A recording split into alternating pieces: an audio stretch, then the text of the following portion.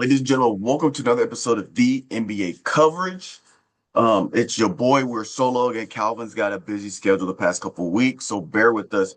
But we are here on the precipice of the play-in tournament. So let's do. Actually, hang on. Give me just a second. While I pull this stuff up. Those of y'all that know already know the dealio. Okay. All right. So here we go. I wanted to show my screen. Okay, bet. Got it mirrored. All right. Ladies and gentlemen, y'all know the dealio. First and foremost, subscribe to the channel for a chance to enter the subscriber giveaway. Those of y'all that don't know, I'm going to click this bad boy right here when we're doing a $250 subscriber giveaway. And we're going to announce the winner live on episode 250 of Guardians of the 615. So all you have to do is subscribe to the channel, hit that bell icon so you know, and then just stay tuned for the Guardians 615. We're usually going live Wednesdays and Thursdays, but follow us on Instagram at IV Productions LLC at ID Productions LLC on Instagram, and we post when we're going live, sometimes Wednesday, sometimes Thursday. So you definitely want to stay tuned for that. We will announce the winner live on episode 250 of Guardians of 5. We have 240, so we have about 10 episodes. So in about 10-ish weeks, we'll announce the winner, $250. Regular subscriber giveaway, you have a chance to win on the first 15th every month, $50. That's every single month in perpetuity. So once you sign up, you'll automatically be signed up for both. If you've already done it, you're automatically in for a chance to win 250. So definitely check that out on our YouTube at Ivy Talks Podcast. Subscribe. Also, we got 30-day challenges, ladies and gentlemen. I'm working on another freebie for you guys, another free 30-day challenge. I'm working on it. I'm going to have it posted for the month of April. So you guys are starting to notice I'm dropping a free 30-day challenge every month. So you guys definitely got to stay tuned for that. But I'm working on it right now as we speak because we're getting close to summer. We got April, then we are in May. And then once May hits, June, July, summer bods, guys, you got to get on it. If you want your summer bod, you got to stay consistent. TheIvyFitness.com. Check us out. Workout programs. I'm tripping.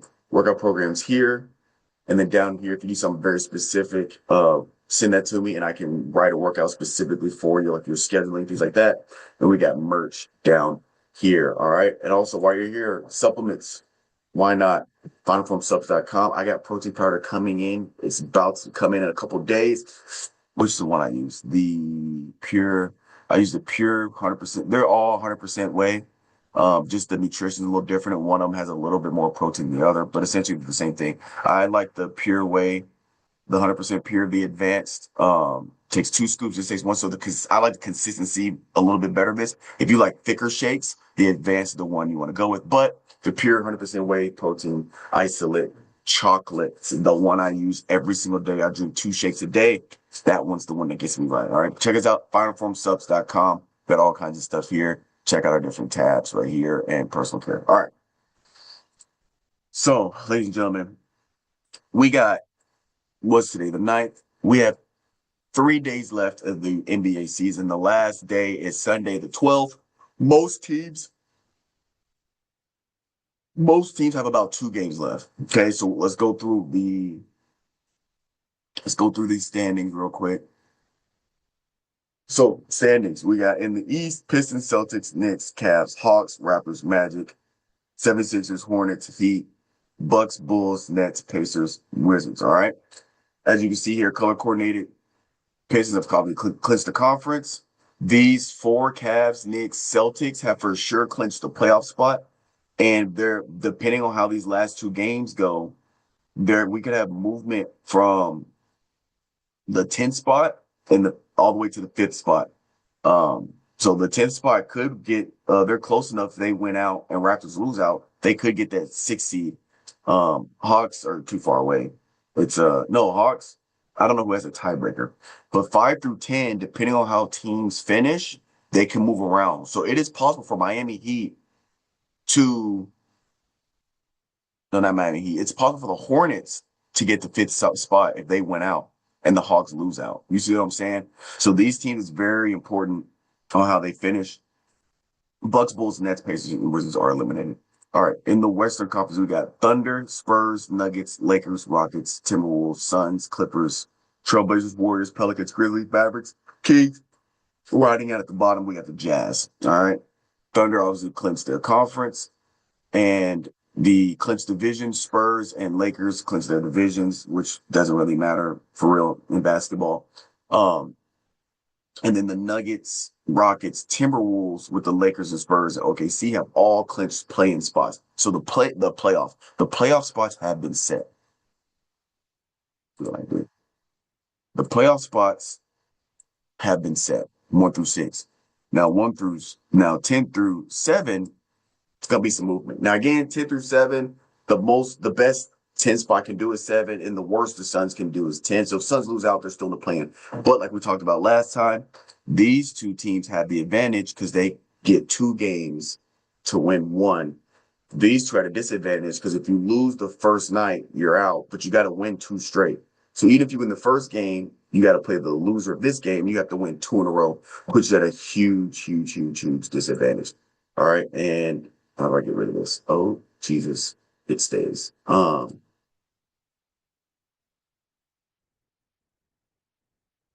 we go.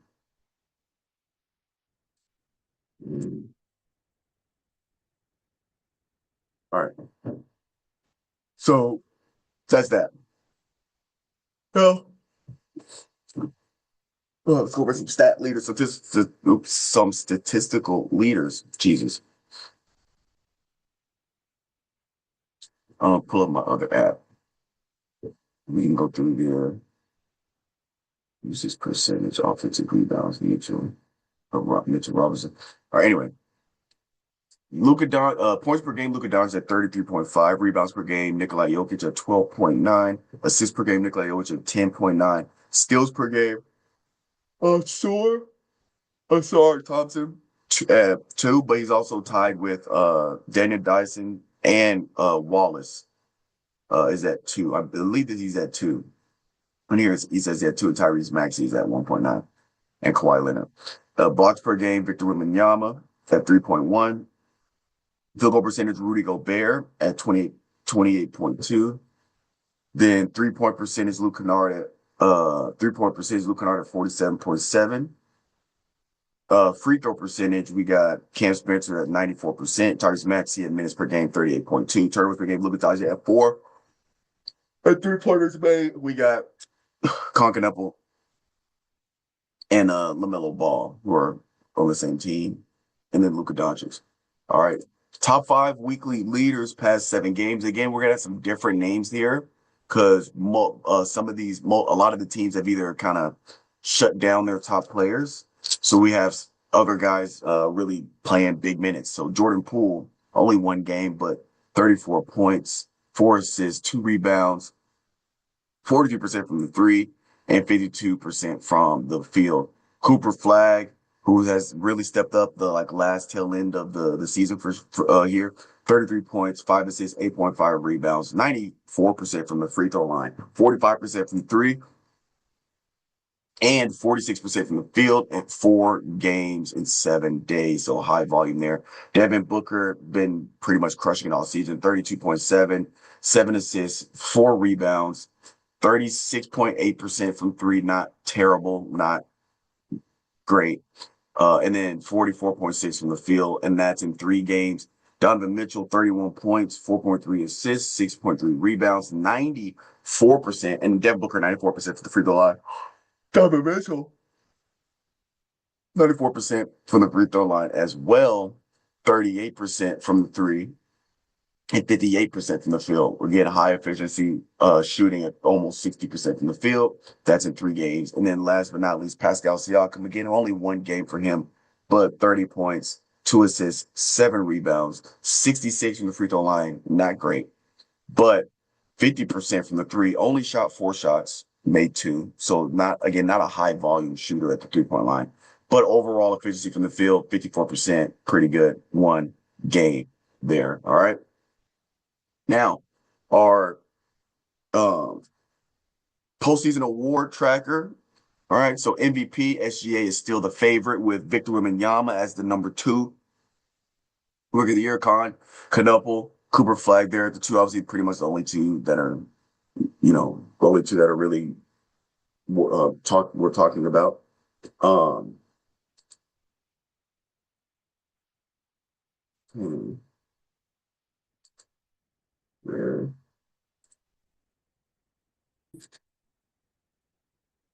some technical difficulties. We're back in better.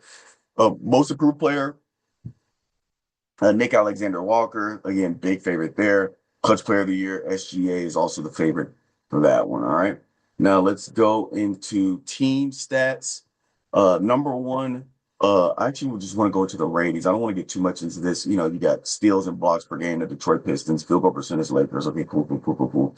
What I really like is ratings because the ratings take into account all of this. And just because you score the most points, you average the most points per game, that doesn't necessarily mean you have the best offense, right?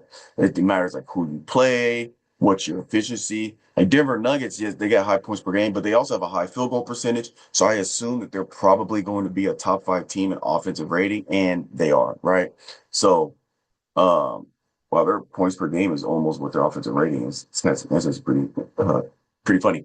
But I'm not saying Denver doesn't have a good offense. I was just using it as an example, just because they're up here. Like Miami, for example, they score a lot of points, 120 points per game, but I believe their offensive rating is not that good. Let's see if we can pull up the whole shebang. Offensive rating, Miami is 13th. It's okay. So that's why I really am interested about the offensive rating because it takes into account everything offensively. Offensive rebounding, field goal percentage, 3-point percentage, free throws. It takes into account everything offensively. Defensive rating takes into account everything defensively.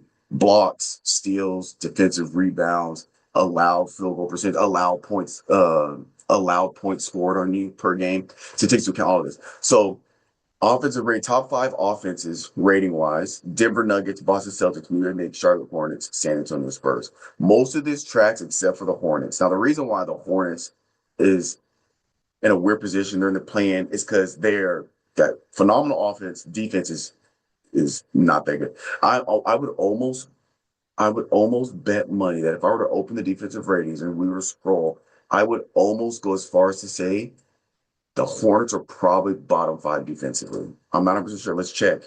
They're for sure bottom half. They're got to be bottom five defensively. Oh, would you look at that? They are not bottom five defensively. Huh? Where are they? Oh wow, 12, just outside the top 10. You know what? I take that back.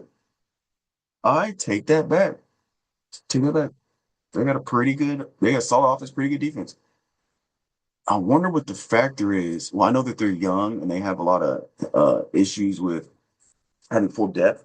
But again, I talked about this a couple episodes ago. They could be a team that could really be competitive. They can just put it together, like figure it out from top to bottom. They're like to me, they are a one role player away, one Swiss Army knife player away from being another version of the San Antonio Spurs or another version of OKC, a young core, young team that you center around your core that just play team ball. Like they could be like a Raptors or a Spurs. They're just one, literally, I think they're one insert like an easy plug and play guy away from being that. Because like you saw, they have their defense is not bad. It's 12, just outside the top 10. And their offense is fourth. But anyway, Spurs. But I do apologize to the Charlotte Hornets because I was just guessing. But anyway, defensive rating, OKC again, no surprise there. Detroit Pistons, Spurs, Boston, Raptors. So pretty much all these teams that are listed in the ratings, offensive, defensive, all of them are six. Besides the Hornets, they're a 6 seed or better. Okay, I believe Hornets are actually now dropped back down to like the 9 seed. So net rating is that is a indicator of just if you were to take um if you were to take a ratio between your offense and your defense, and you were to just give out a specific number, that's what your net rating is. So the higher the net rating, that is a good show of both your offense and defensive rating. So OKC, if you were to normalize their offense and defensive rating, OKC has the best net rating. So if you take into account their offensive rating, their defensive rating, you were to put them together, calculate and normalize it to a single number, OKC has the highest net rating at 12. Spurs have the second highest.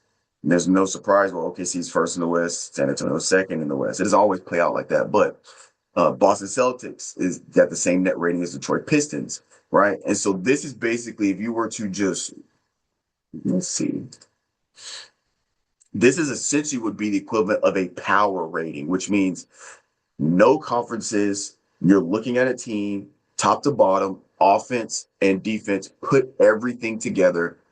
How would you order the team based on their statistical performances? This is how you order by the power rating. So OKC's 1, Spurs 2, Celtics 3, Detroit 4, Knicks 5, Hornets at 6, which is very interesting because they're 10th in their conference, which a lot of that had to do injuries earlier on. But anyway, Rockets at 7, Nuggets at 8, Cavs at 9, Timberwolves at 10, Raptors, so on and so forth. Lakers at 16, Magic at 17.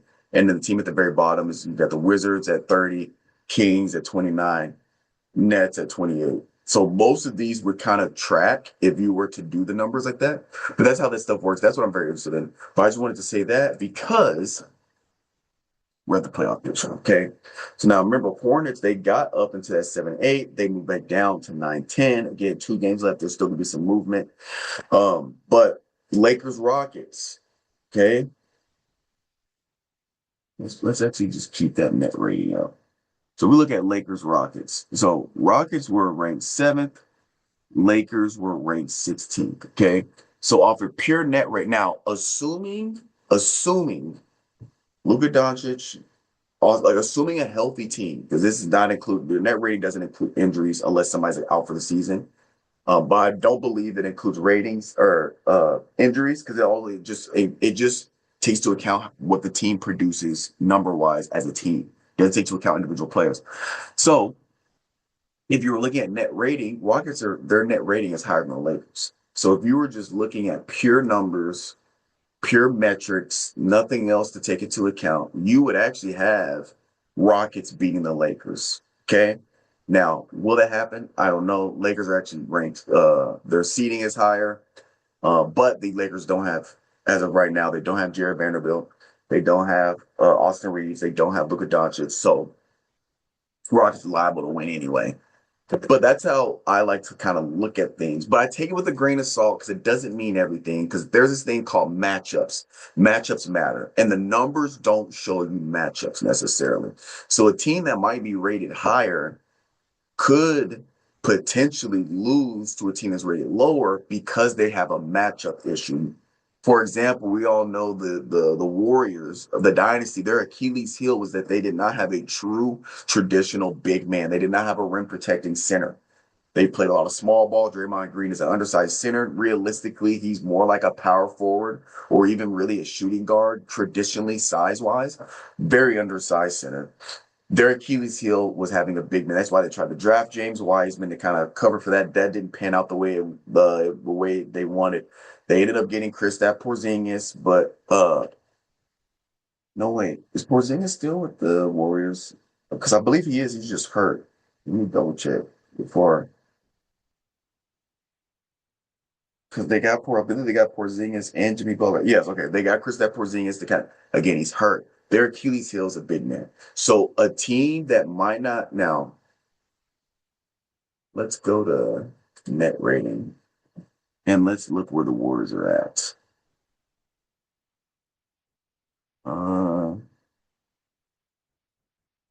I don't see, okay, they're ranked 18th, right? So let's look at a team that's ranked lower than the Warriors. This actually might be tough, but well, I was gonna say Milwaukee Bucks, but but Giannis is out. But Milwaukee Bucks could potentially be a bad matchup for the Warriors because you have a Antetokounmpo, which who are you going to have guard Antetokounmpo, right? Draymond Green is going to be a liability guarding him. He's going to end up going. Giannis ends up going to the free throw line. Things like that, like Utah, could be a potential matchup problem for the Warriors because Utah has Mark Lukanen, I believe is how you say his last name, um, which he's been an absolute beast. And you're talking about let me I want to make sure I'm saying his last name right. I know he's been kind of in and out with injuries. So I'm sorry. I said it backwards. Laurie Markkinen. I said Luke Markkinen. Something like that. It's Laurie Markkinen. Okay. Number 23. He'd been kind of in and out. He's a kind of a power forward center type. And he was their best scorer for the season. He averaged 26 points per game, 6.9 rebounds, 35% from the 3-point line, et cetera, et cetera. Like that could be a potential matchup problem for the Warriors because of some of that. But anyway, I'm getting long winded. This is what we have right now. Again, not too much has changed. You still got Warriors, Trailblazers there at the 9 seed, 7 and 8. We have there with the Suns and Clippers, Nuggets, Timberwolves, Lakers, Rockets, Cavaliers, Hawks, Knicks, Raptors. I actually think Raptors have a better chance that people are going to give them. And then obviously Magic, 76ers. The Raptors stand solid there at that 6th spot. Remember the Raptors, I believe, were in the 7th, 8th spot maybe a few weeks ago. Like halfway through the season, they were sitting there at that 7-ish spot.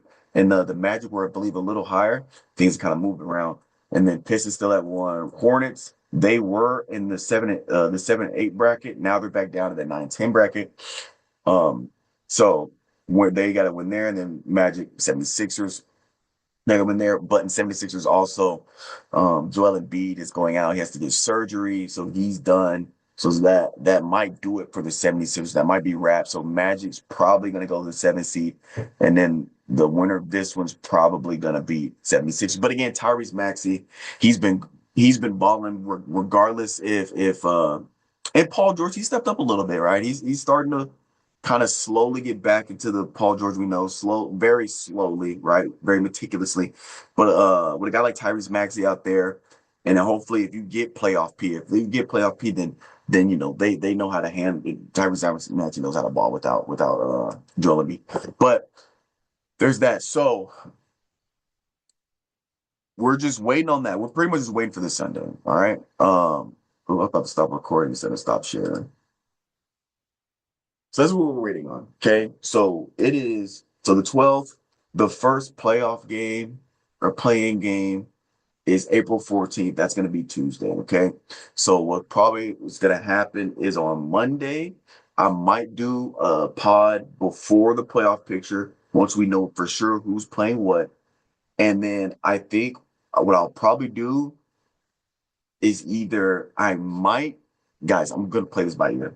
I might do an episode right after the winner and loser of right after the game of 9 and 10, since that loser goes home, and then it's going to show the matchup. I kind of want to do it as they happen. And then once the playoffs start, we'll do it by each individual series. So when this series ends, we'll do a recap of that and who will potentially play. When this one ends, recap of that series. This one ends, recap. So it's going to be some episodes dished out early on. Obviously, if these three end on the same day, we'll recap all three. And then once that ends, so you guys will get it. But I'm excited. It's the play-in playoffs, and somebody's gonna get this championship. All right, so it's gonna be enough. That's gonna be it for this episode of the NBA coverage. We'll catch you guys next time.